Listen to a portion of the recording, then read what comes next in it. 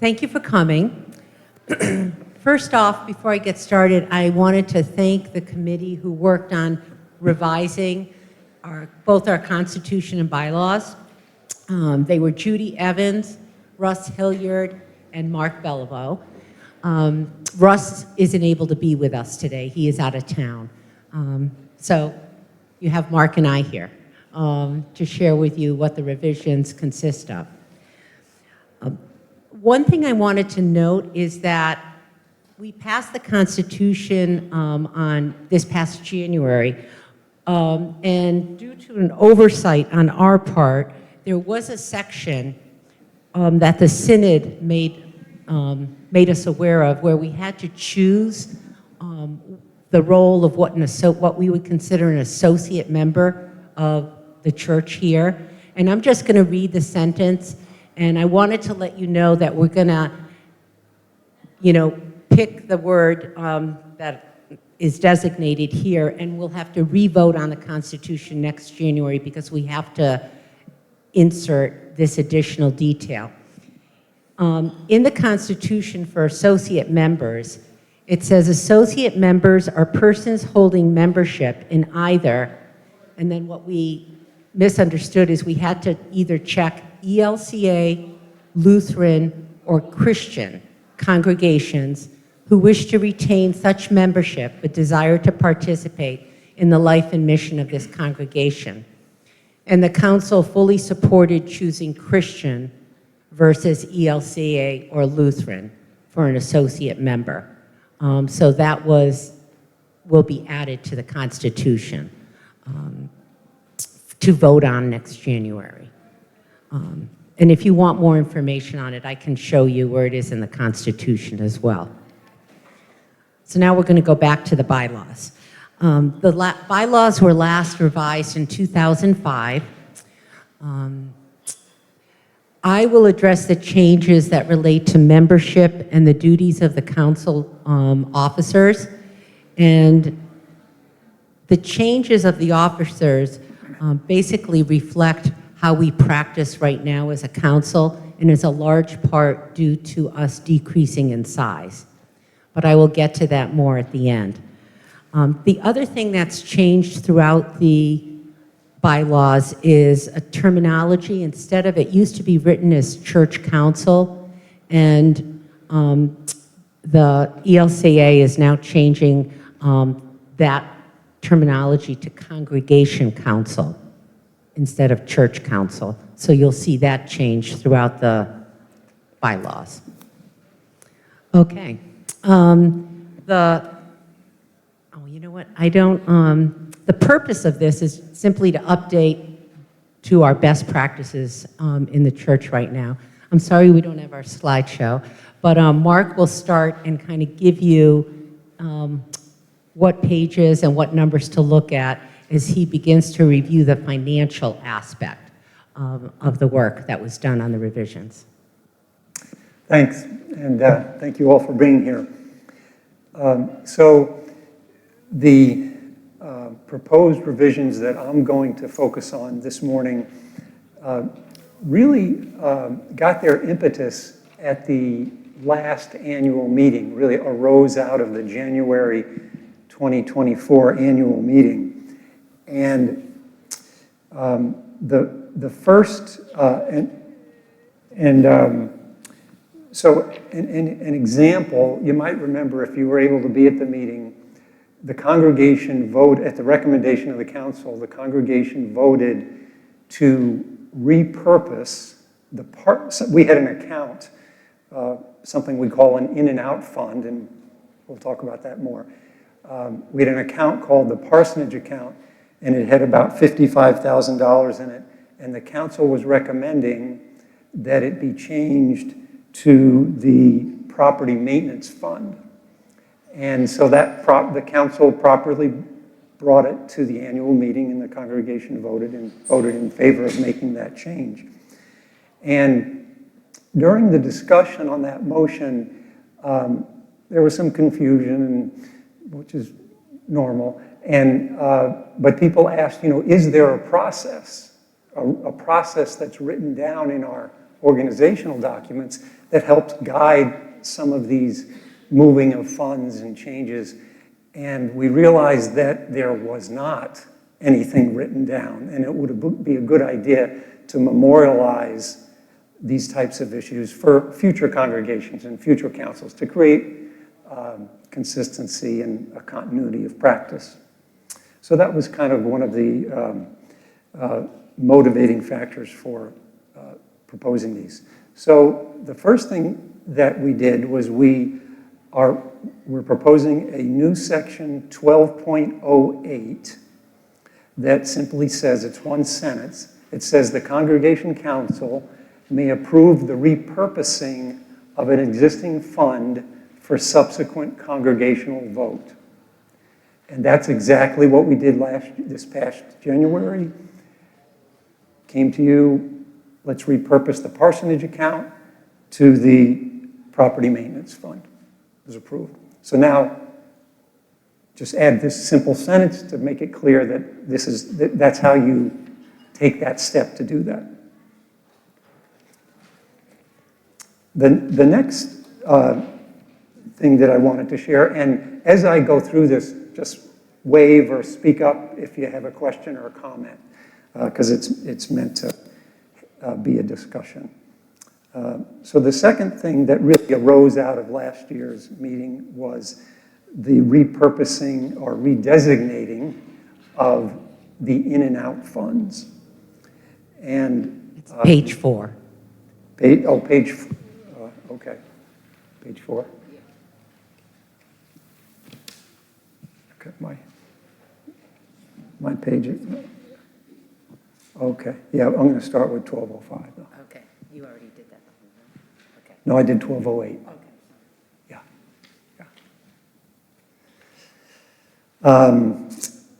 So the what we did there was we're proposing a new section 12.06, and again, just a simple one sentence. I'll read it.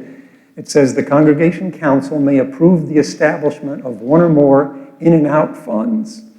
In and out funds are those funds established by the Congregation Council for a particular purpose and separately designated as such in the financial records of this congregation. So again, a simple memorialization of a practice that we've had for many years, 30, 40 years. And so just to show that, so people who are new to council and new members, they'll say, oh, okay, we have this in and out fund. And then the next section we added was 12.05, which describes the process that's being proposed as to how these funds, in and out funds, can be redesignated, changed from one purpose to another. And so that's a longer paragraph, so I'll try to paraphrase it.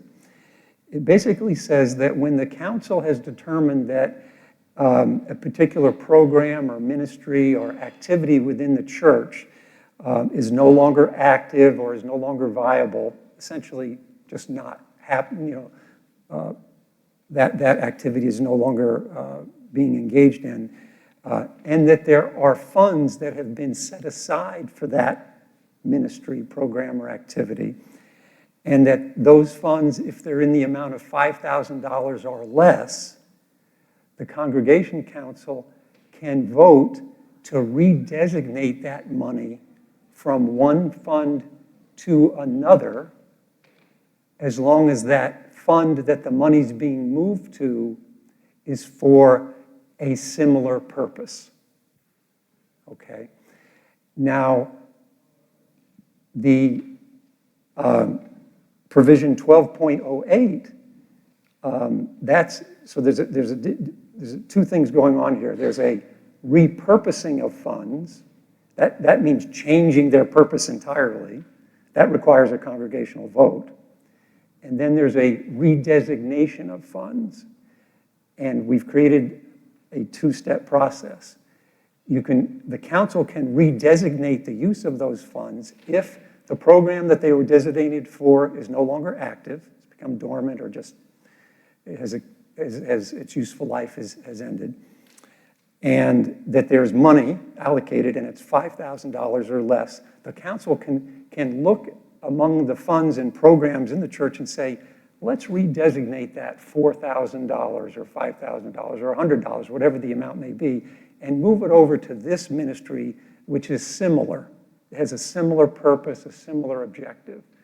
And that does not require a congregational vote. This was kind of talked about at the January annual meeting, not in this much detail, but so we wanted to the idea is to give the council some ability to manage the funds and move them in an efficient and timely way instead of waiting, for an annual meeting for this to happen. Could I give an example? Please. Okay, so for instance, there was a line item for pop-up pantry in the in and out funds. I don't recall exactly how much money was in there, and in the in and out funds. And so it was then it was under the social ministry, and it was to feed those that are in need. And part of that money was used for the big social ministry, God's Hand, Our Hands, God's Work, to help feed people in our area as well. So that would be an example of redesignating same purpose, but for a present program. The other thing I wanted to give an example of in this area is a couple months ago during our piano tuning, the technician who did that said we need about $5,500 worth of work on the piano. That some parts, I'm not technical in that way, some parts are very tired and need replacing. And I asked if it's urgent, and he said, no, it can wait. So this is something, because it's $5,500 and over our $1,000, which is in our present bylaws, as well as even over the $5,000, we would bring to the church council and say, we have this need, we have this money, but can we use this money because it's over the $5,000 of being able to redesignate? Does that make sense of how? Okay. Yeah, so thank you for those examples. So, yes? Sure.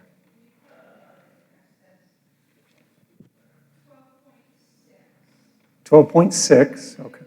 Out. Is that, because it doesn't require a congregational vote, does that reflect the kind of similar redistribution? At what point is there a congregational vote for what council decides to set up as funds? Because I'm reading this, that council can just set up any in and out fund that they want, and I'm sure that's not the case. Well, Or maybe it is. I think it is intended to be the case. And it's really more administrative in nature. So what happens, and others of you involved in finance, and maybe even Tim can give an example. Over the years, what has happened is that money comes in for, we have a fundraiser or something like that. And so it's not part of the budget. We build a budget, we pass it in January, and then we operate in terms of our spending according to the budget. But money from outside, pledge money and other historical gifts come in, and it needs to play, we often will create a ministry off cycle. No, it's not part of the budget, and we need a in and out fund for it to go into. And so, from my experience here at the church, having been on council several times, if you've been on council, you kind of know that term, in and out funds, but if you're a congregational member, you might not be familiar with it, and it's not reflected anywhere in our bylaws.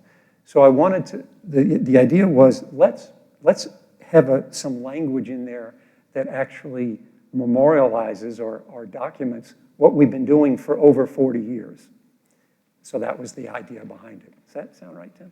Yeah, I mean, just another way to put that is that it gives some deliberation to it gives the council some deliberation over what are in and out funds.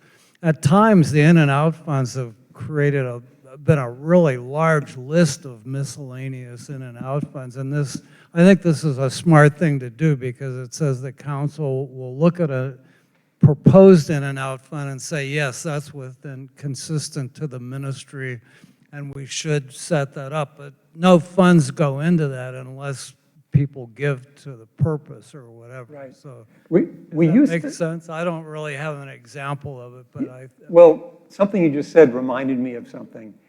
I'll just say kind of pre-COVID, and it was even earlier than that, but for many years, what we would do very often here at Holy Trinity is that we would ask people to give for a specific event, activity, program, and money, and people would respond, and money would come in, and we would put it in an in and out fund.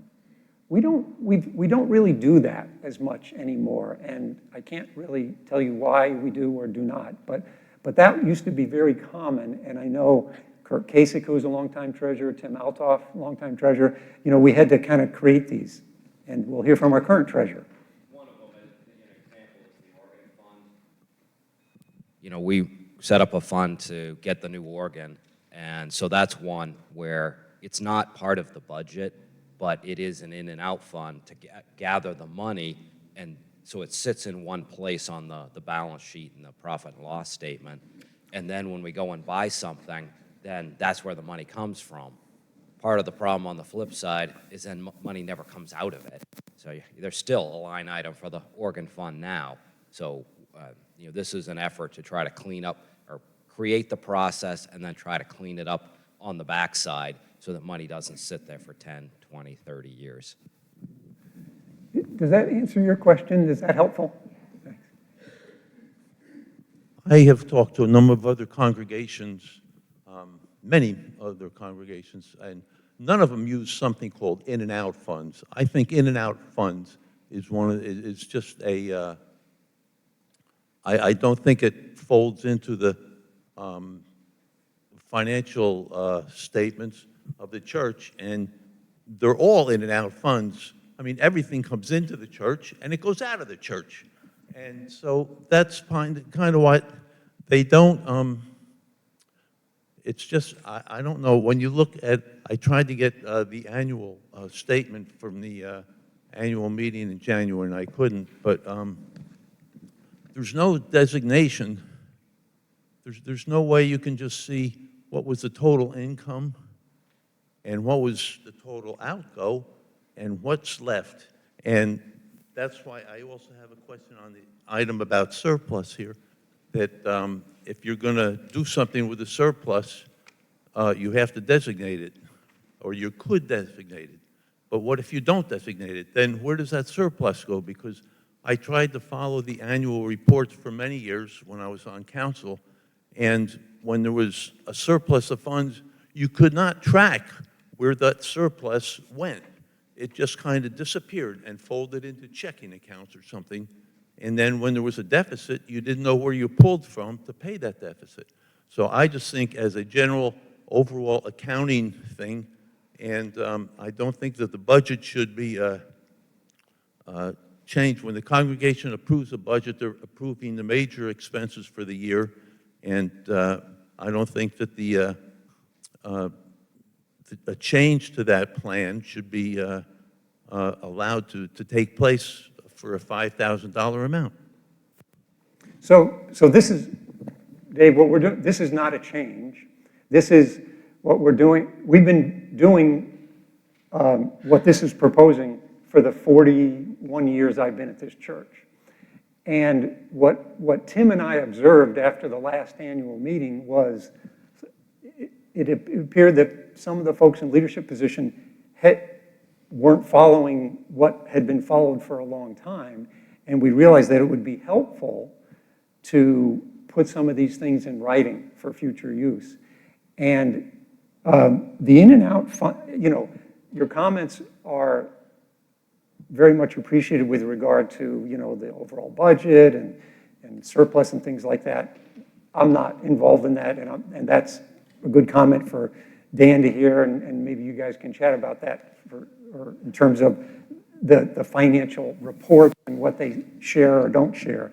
But the goal here is really to have some guidance as to how we actually work, so there can be some continuity each year, because with consistency and continuity, that builds trust. If things change from administration to administration from year to year, it's like, oh, wait a second, we did it differently 3 years ago. So the idea here is to have some consistency, and when we need to change things because we want to take a new path, then we change them. Just one thing, Dave, what is coming, and I'll be presenting in January, is I am now running a profit and loss statement for each month that will show you where all of that stuff is. It shows, because if you look at the balance sheet, as you're saying, it doesn't show anything what we call below the line, which is the in and out funds. So in pulling that report and now getting it ready for the congregation, I've been running it for 3 or 4 months now. That will then show you where is the carryover from last year, where all the investment money coming from. So it does tie from top to bottom as to what we're doing. So you're correct in that we've been missing that complete piece in our annual meetings. So that. With your method, then the use of this term in and out fund would not even be necessary. All the funds are the same. They're just fund names, you know, because, you know, whether it's on the balance sheet or not, it's still something we use. What we might have to fix up going down the road is the in and out funds are not part of the budget. So, you know, they will show on the reports, but it's not what people say, hey, this is what I'm spending on. That's the crux of the matter, Dan. The in and out funds are not part of the budget.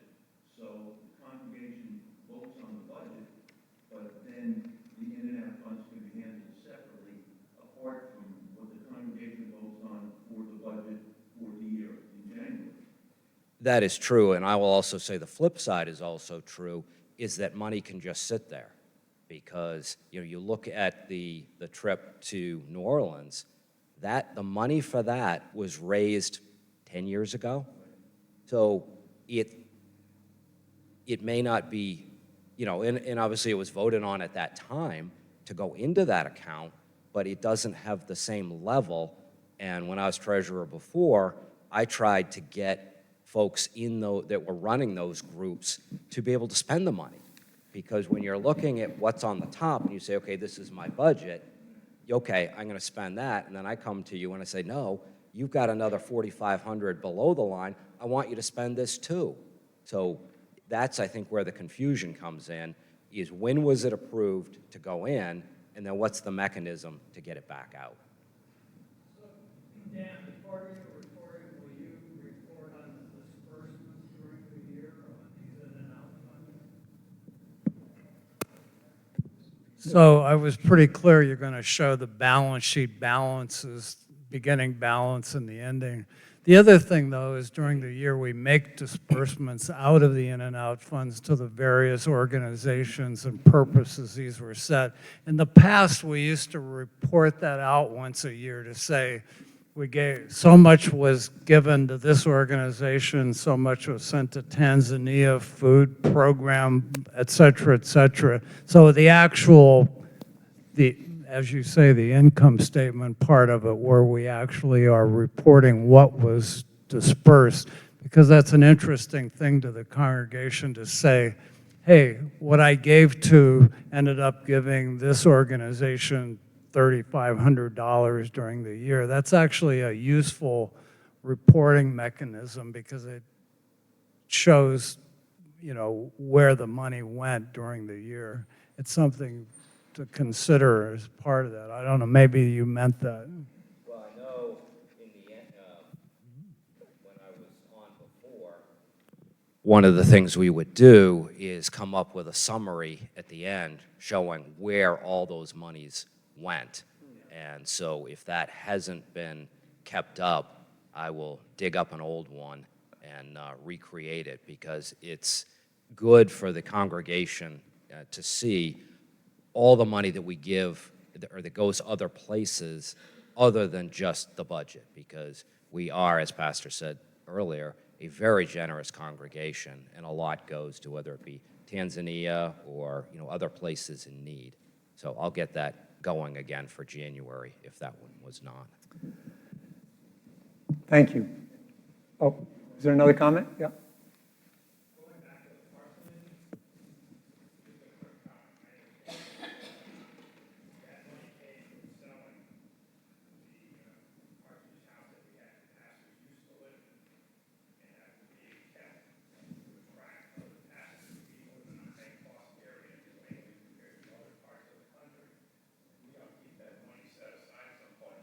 A harder time attracting people to come here because we're not going to be able to assist them without having another special fundraiser to afford a house in this neck of the woods. Right, and that, so it clearly had a purpose, and the council, as part of its deliberations, decided that it could be better used, be repurposed, and that was brought forward to the congregation, and it was a congregational vote. I agree with you totally. I was here with the idea that money was to essentially lend it to new pastors as a down payment so they could buy a parsonage, since we didn't have one to offer anymore. And then when they left, they would, from the sale of that house, they would pay the church back. But the congregation voted in January to discontinue that practice and move the funds to property management. That's a decision that's made. It can certainly be revisited at some point, but that's something that has taken place. But, it's good to make it clear in the future with something like that, just like the council did, it's got to come to the congregation. So it's a good item to have in the bylaws. But to go back to, so that's repurposing. So let's go back to this topic of redesignating funds. So we just talked about how if the amount is $5,000 or less, it can be redesignated by the council. There are two other ways to redesignate funds. If the balance in a fund is greater than $5,000, the council has to bring it to the congregation. Okay, so the idea of that $5,000 cap was to give the council some flexibility during the course of the year to move money from one fund to a similar fund, right? So not a whole lot, they can't get crazy, so it's got to be something that had a certain purpose, and then after they deliberate, they conclude, this activity is no longer taking place, let's move it over, it's a similar activity. But if the balance in the fund is greater than $5,000, it needs to come to the congregation. So that's the second way to redesignate funds. Can I just say one thing there? And we chose 5,000 just to kind of keep up with the general costs of things. For instance, our exterminator found some problems. It was like $1,150. And right now the bylaws says we have to have a congregational meeting to spend more than $1,000. I think, so what Erlinda's referring to is we have an existing bylaw, or maybe in the Constitution, that says the council cannot authorize spending more than $1,000 of a budgeted item. Okay, so that's different than what we're talking about here, because what we're talking about here are, I know we don't like the term necessarily, it's the in and out funds is what we're talking about here. It's not about changing the budget or exceeding the budget. We do have a regulation that says we can't exceed, I'd rather have it exactly in front of me to give you, I know it's $1,000, but the wording is important.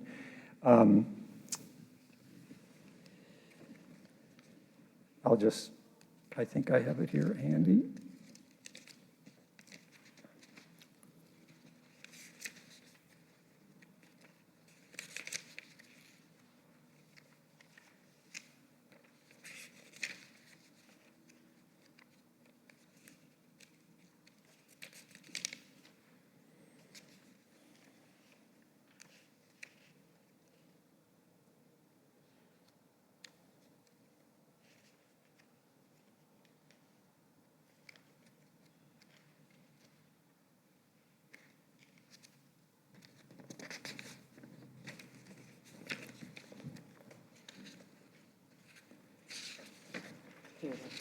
You got it? Okay, so this is in the Constitution. It says, this is 12.05. I realize you don't have the Constitution, but just to tell you, it's 12.05 of the Constitution. The council shall be responsible for the financial and property matters of this congregation. Then it goes on to say that there are two provisions. The first provision says, the council may enter into contracts of up to $1,000 for items not in the budget. So if something comes up, you know, spraying for pests or something, and that's $5,000, and if we haven't budgeted for it, it can't happen because there's a cap of $1,000. For entering into contracts up to $1,000 for items not in the budget. So that's the limit of the council's authority. Second provision says the council prepares an annual budget, and the council's job is to supervise the expenditure of funds in accordance with the budget, and the council may incur obligations. This is the way it's written, more than $1,000 in excess of anticipated receipts only after a congregational meeting. So said another way is that the council can't incur an obligation over $1,000 without a congregational vote. So those are very important provisions, and provisions that make managing the church a challenge sometimes in council's role. But here, what we were getting at with this proposed bylaw change is this redesignation of funds. So we have this category of funds that we've been talking about. We call them in and out funds. And we've talked about the $5,000 cap the council has. Then if it's over $5,000, the council has to bring it to the congregation. Or frankly, even if it's under $5,000, the council can decide to, you know, we're not really comfortable redesignating this fund, and it's not urgent, why don't we wait till the annual meeting? The council has complete discretion to just wait and have there be a congregational vote. And there's a third way that funds can be redesignated, and that's through a petition of members of the congregation. So what we've proposed is, and I'll tell you where we kind of got this from. We didn't create it out of thin air. It says, upon the written petition of 1/10 of the voting members, the congregation can vote to redesignate funds. Now that proposal, if it's going to come from the membership, it needs to go to the council 30 days before that annual meeting or special meeting. So let's say a group of whatever 1/10 of the voting members is at a given time, whatever that number is, let's say it's 10 people. They say, why don't we move these funds from point A, program A to B, similar, program A is dormant, let's move it over. Petition, they present it to council 30 days ahead of the annual meeting. That gives the chance of council to deliberate upon it and either support it or not, and then it gets brought forward at the annual meeting. So there are these three ways to deal with in and out funds. If you're wondering where did the 1/10 come from, in the bylaws, there's a provision that allows the bylaws, or maybe in the Constitution, it's in the Constitution, thank you, to amend if there's 1/10 of the membership. So we kind of use that benchmark that's otherwise used in the organizational documents for making changes. Tom? If I could add a couple things. So I'm not a finance guy, but I'm in business and I do contracts for my job. And what I've always found is that the more definition there is, it relieves stress on both parties of the contract. So what it does is from the governing board or the congregational council, it gives them flexibility to address situations which happen. The boiler can go out, stuff like that happens. So the council can address that stuff, but what we're actually doing is we're providing a process for that so that at the end of the year, there's actually more accountability in how we report it because we followed that process. If there's a gray area, there's really no process, so it's hard to be accountable. And I'll also have to add that when I participated with the audit report that you did this year, that it was very detailed, and I thought it was really impressive how, I mean, we had it down to the nickels and dimes as far as the accounting and the accounting of the treasury of our congregation. Yep, thanks, Tom. The next thing that we took a look at is in the bylaws, it's section 12.04, and this section, this is an existing section. We're not creating this new. We're proposing to amend section 12.04, which is called gifts and memorial funds. So this section has been in our bylaws for a long time, and it lays out, how people, how the council is to manage gifts and memorials to the church. Now, when you think of gifts and memorials, don't think of pledged gifts.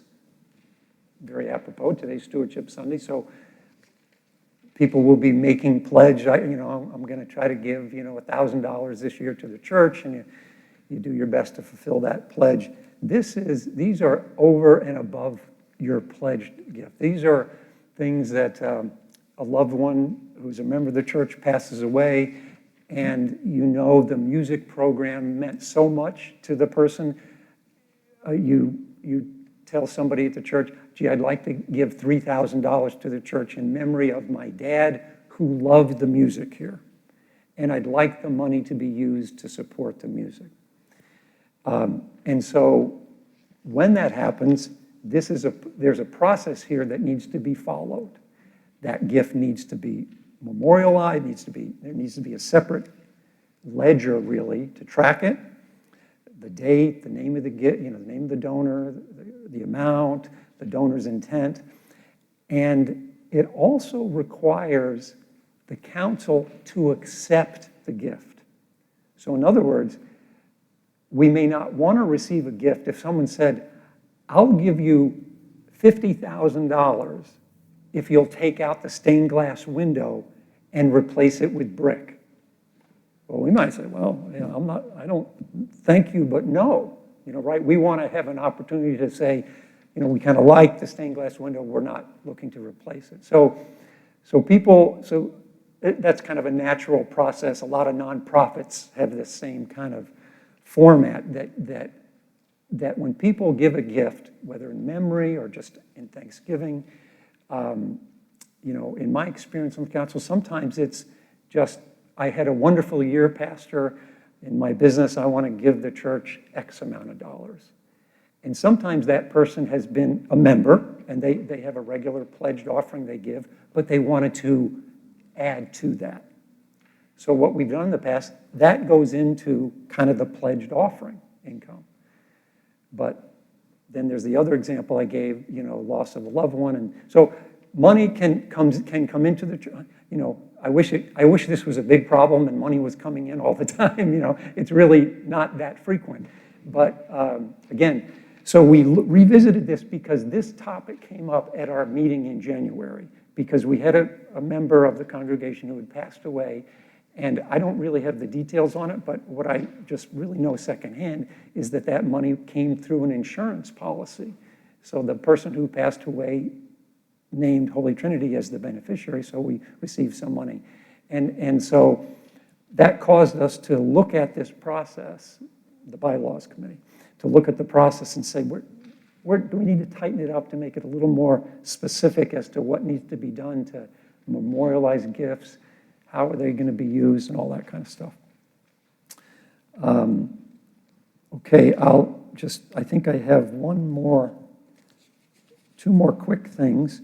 5.02 is another item that Dave referenced earlier, and that has to do with the surplus. And I'll just read the sentence, since it is just a sentence. This congregation may approve, so this is under the category of powers of the congregation. So we put it in 5.2.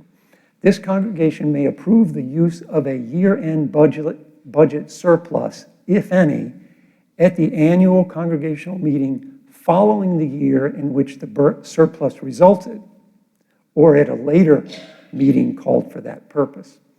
So why are we putting this in there? So what's happened at least a few times in my memory and happened recently is that at the annual meeting where the budget is being discussed and voted on, some folks have said, you know, gee, if we do better than our budget, if we exceed our budget and we have a budget surplus, I'd like up to $10,000 of that to go to this special program, whatever it may be. And then the congregation talks about it and votes yea or nay. The committee and the council's thought was that that's probably not the right time to make that motion. In other words, to look ahead and say, if we have a surplus, and we won't know that for 12 months, let's use it for X. We thought it was maybe better financial stewardship to say, we look at the surplus once we know we actually have a surplus. So we're looking at it at the end of that cycle, right? And saying, oh, we had a wonderful year. We have a $12,000 surplus. I'm really simplifying things here. Then there can be discussion on what happens with that. But have the discussion after you have enjoyed the surplus as opposed to even before it occurs. That way it's a more informed planning. You can be more thoughtful about what should be done with the money. So that was the thinking behind that provision.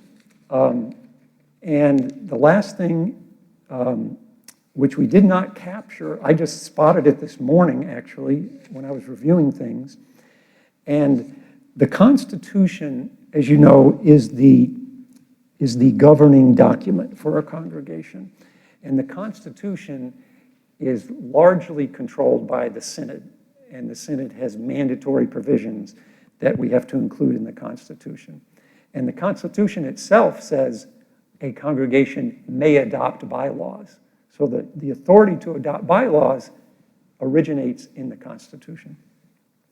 And the Constitution actually tells us how we amend bylaws. And again, I know you don't have the Constitution with you necessarily, but it tells us that the bylaws, oh, here we go. It's chapter 17. It says, number one, no bylaw may conflict with the Constitution, which of course makes sense. And then it says amendments to the bylaw, presented at a legally called meeting with a quorum, needs a 2/3 vote. So 2/3 of people attending the meeting need to approve bylaws. That's in the Constitution. In our current bylaws, it says simply you need a majority vote. So because the Constitution is the controlling document, the bylaws have to reflect what the Constitution requires. Remember, the bylaws cannot conflict with the Constitution. So unfortunately, I just noticed that this morning, the council hasn't had a chance to talk about this. I just mentioned it to her, Linda, and she said, yes, please mention it tonight, because it seems like a pretty clear thing that we need to do, because the Constitution is the controlling document over the bylaws. I'm all set. So that's the finances. Hopefully this will be quicker. The membership is on the top of page 5. And I know Scott and Mark Donahue have been waiting for this, trying to figure out how to update our membership list for the church. And we have changed this. In the past, it said a member would be considered inactive if they haven't participated in communion or contributed in the past 24 months. And we changed that to a member would be considered inactive if they have not participated in any church activity. So what I have learned is if, say there's 50 people that are questioned, gee, I wonder if they're no longer members. We haven't seen them for, 3-4 years. What Mark Donahue does is send out a letter to them saying, this is what we found, please let us know if you would like to continue membership or discontinue membership. And he waits to hear from that person. If we don't hear from them, then the list of names are presented to council, where we all review the names to say, has anybody seen these people in the last 2 years, or no. So there's, and then they would be removed from the rolls. And so we're making it more lenient in terms of how people can maintain membership. That's what we're recommending. I remember at one point we had an active and an inactive. Right, and this would be how we determine if somebody's inactive, if they haven't, if we haven't seen them or if they haven't participated. But that's why we need to send out the letter, because now we have streaming. So even though we don't see the person, they can be a very active member of our church, so to speak, with no record of giving, but they do attend our church through Zoom. So, yes.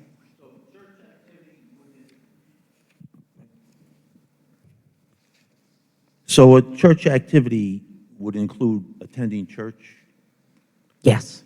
Or I just think that church activity might be better, it should be enumerated on, a little more verbiage there to explain what a church activity is, so that, just to avoid problems if you accuse somebody or tell them you're not active.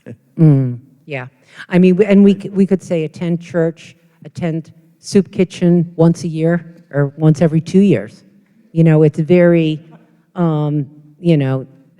it's meant more to clean up our roles, because we pay a certain fee through Alexio for all the members on our rolls. So it's more an administrative cleanup than really wanting to say, hey, step up to the plate or you can't be a member of this club. That's not our intention, but it's more an administrative cleanup from our end. But thank you. And then the other thing that I'll just touch on is the officers' role, where we updated some of that. And, you can read through the president, vice president, but what I realized in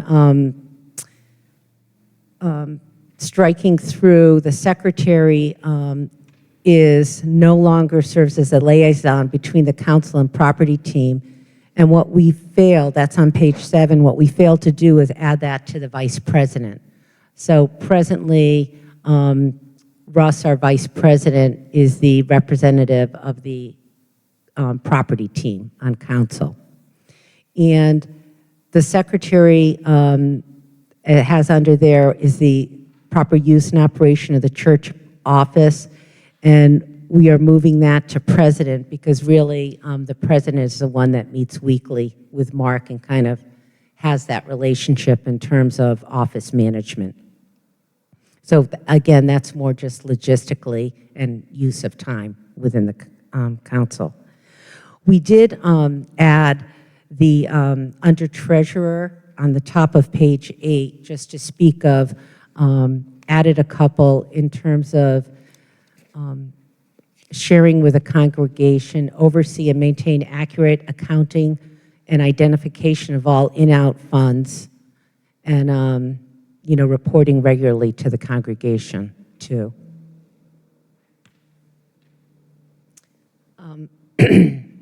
This was a lot. Again, this is still in process. We are going to make the changes that Mark found this morning, the things that I found over the last 4 or 5 days as I was looking at it, and moving it to president and vice president. There's no closure at the end of today, but if you do have any direct thoughts, please email me. I'll talk with them, talk to council about it again, and we just hope to have this tightened up and ready for all of you to vote next January. So thank you so much. Yeah, thanks so much for coming. Great question. Just as a point of interest, we average about 25 to 35 people online on Sundays. So those are people who, as you say, are active in the congregation, but don't have to get out of their pajamas to come to church. Okay, thank you. Enjoy the day.